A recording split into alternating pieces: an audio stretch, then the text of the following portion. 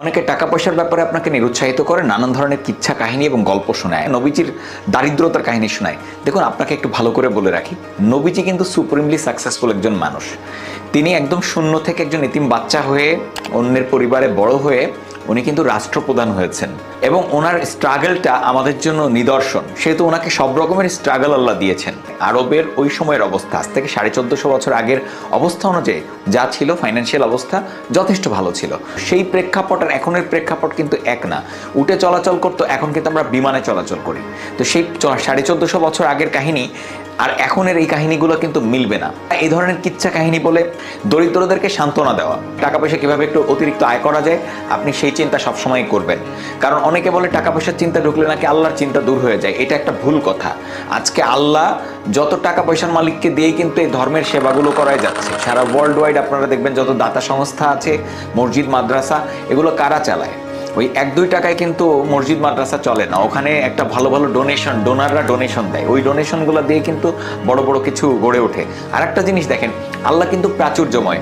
তিনি কি পরিমাণ প্রাচুর্য দিয়ে রাখছে এই পৃথিবীতে। পৃথিবী গরিব হচ্ছে না, পৃথিবী ধনী হচ্ছে আস্তে আস্তে। আরব বিশ্বের দিকে তাকান, সেখানে কি পরিমাণ ন্যাচারাল সম্পদ আল্লাহ দিয়ে রেখেছে। আপনাকে বুঝতে হবে তাদেরকে কিন্তু আল্লাহ গরিব বানায়নি। তো প্রাচুর্য সব জায়গায় দিয়ে রাখছে আল্লাহ। পৃথিবী বরঞ্চ আগাচ্ছে। আগে মানুষ না খেয়ে মরতো, এত মানুষ বেড়েছে, এখন মানুষ কিন্তু না খেয়ে মরছে না।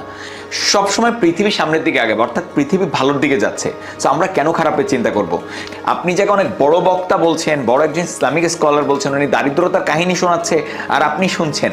জানেন, উনি ওই ওয়াজ মাহফিলটায় ওয়াজ করার জন্য 50,000 পেয়েছেন, 1 লাখ টাকা পেয়েছেন। উনি দিনে যদি 2টা বা 3টা ওয়াজ করেন তাহলে ওনার 1.5-2 লাখ টাকা আয় হয়ে যায়। এভাবে যখন উনি বছরের 6 মাস 8 মাস ধরে শুধু ওয়াজ করতেছেন, উনি কিন্তু এক বছরেই কোটি কোটি টাকার মালিক হয়ে যাচ্ছেন।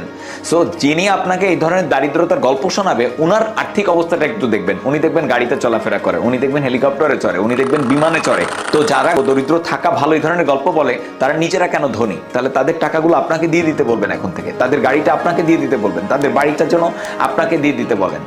মনে রাখবেন, টাকা দরকার আছে জীবনে, কিন্তু অতিরিক্ত না। আপনার প্রয়োজন, সেই প্রয়োজনটা মেটানোর যে টাকা, সেটার পিছনে আপনাকে ছুটতে হবে। আল্লাহ টাকা ইনকাম করতে কোনোভাবে বাধা দেয়নি, বরঞ্চ আল্লাহ প্রাচুর্যময়তাকে আল্লাহ পছন্দ করেন।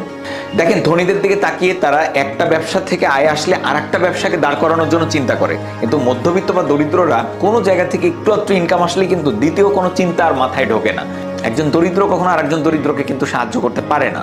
সিলেটে বন্যা হলো, কারা সাহায্য করেছে? কদিন আগে বঙ্গবাজারে আগুন লাগলো, কারা সাহায্য করেছে? যার টাকা নেই সে 2 টাকা দিলে কি আর কাজ হবে এখানে? হ্যাঁ, এটা সত্য যে আপনি যদি ধনী হন তাহলে কিভাবে উপার্জন করলেন এটা একটা ফ্যাক্টর। সঠিকভাবে আবার সঠিক জায়গায় ব্যয় করছেন কিনা এটা একটা ফ্যাক্টর। আমি একটা ভিডিও করেছিলাম, ক্যাপশনটা ছিল money is the second god. অনেকে এখানে ভাবছে আমি শিরকি কথা বলছি। আল্লাহ একজনই। আমরা মুসলিম যারা, আমরা গড বলতে কিন্তু আল্লাহকে বুঝি না, আমরা আল্লাহ বলতেই আল্লাহকে বুঝি।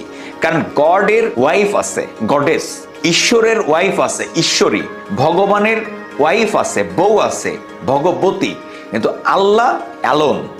না এটা স্ত্রীলিঙ্গ, না এটা পুরুষলিঙ্গ। এই জন্য আমরা যারা মুসলিম, আমাদের কাছে আল্লাহ বলতে আল্লাহ বলতে কিন্তু আমাদের কাছে গড না। কারণ আমরা যখনই গড বলবো, আরেকজন কিন্তু চলে আসতেছে গডেস।